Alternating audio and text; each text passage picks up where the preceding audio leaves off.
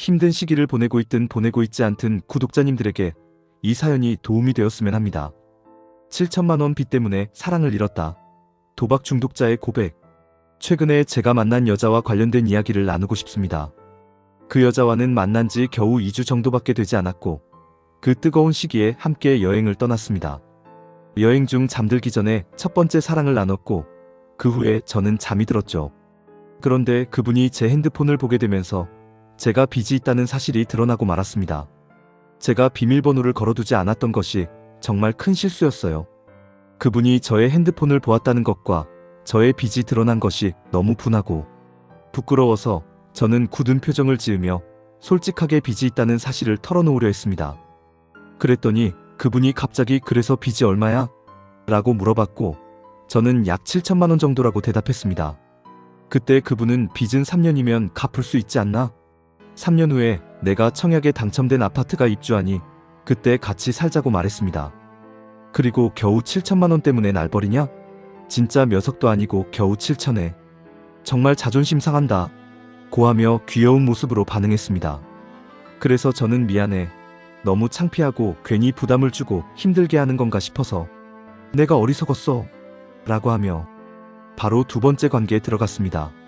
그렇게 저는 큰 감동을 받았고 이제는 도박 같은 것에 손을 대지 않고 오직 당신만 바라보며 살겠다고 다짐하고 있었습니다. 그런데 그분이 근데 도박한 건 아니지? 도박은 안 돼. 라고 농담처럼 말하더군요. 그 순간 저는 미안, 도박 맞아라고 솔직하게 답했습니다. 결국 저는 그분과 작별 인사를 하게 되었습니다. 사랑했어요. 빚은 용서받을 수 있지만 도박은 제 스스로 장담할 수 없기에 결국 그분을 보내드렸습니다. 그리고 참고로 저는 결혼은 포기하고 그냥 즐기는 삶을 살자고 다짐했습니다.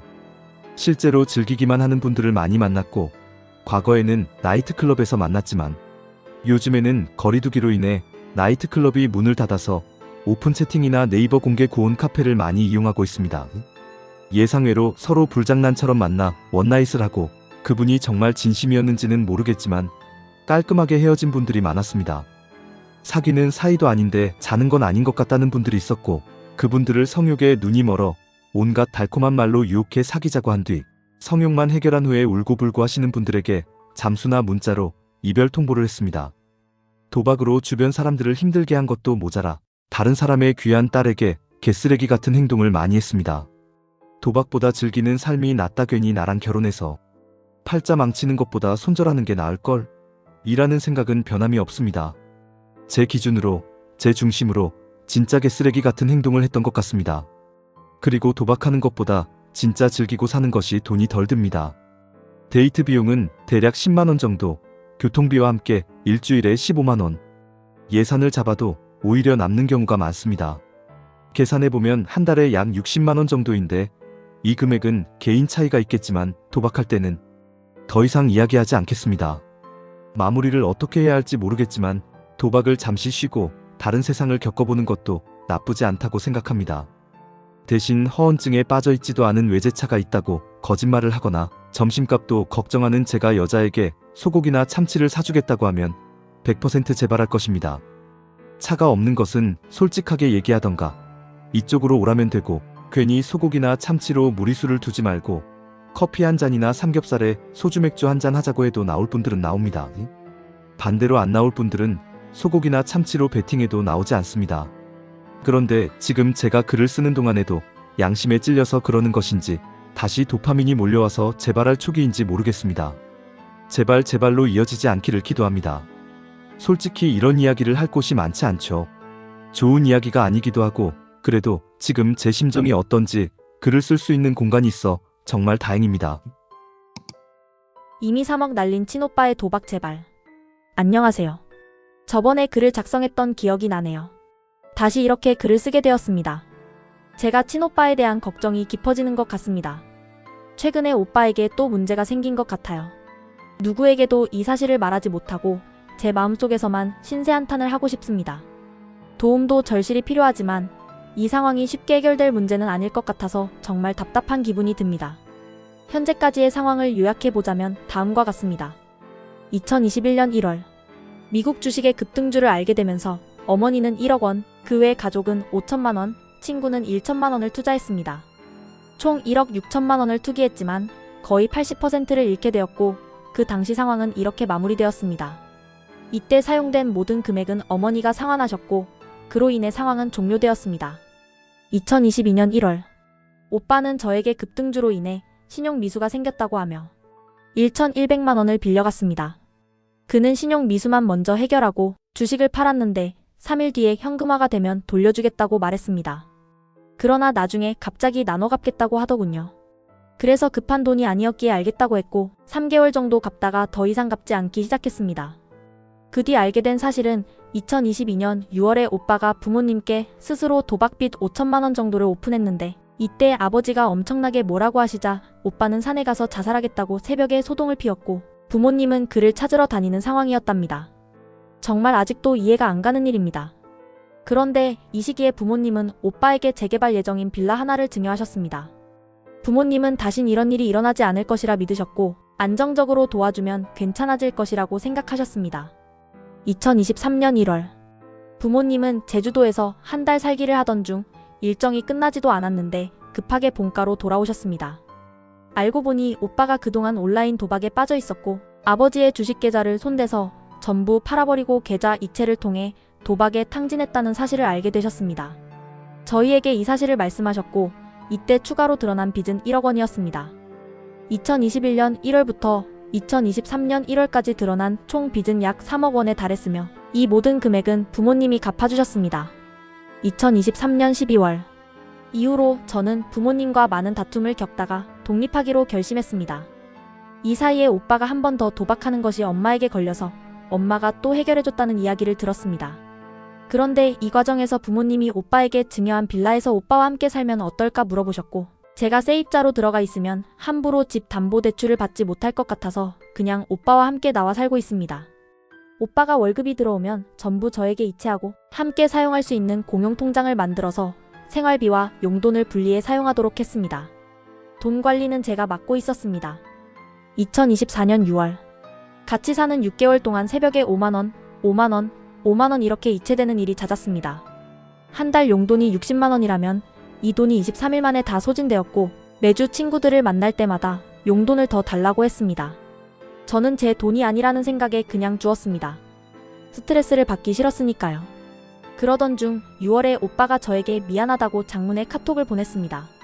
그는 사실 도박을 계속하고 있으며 살려달라고, 도와달라고, 당장 갚아야 할 돈이 있다며 안 갚으면 핸드폰이 정지된다는 등의 이야기를 했습니다.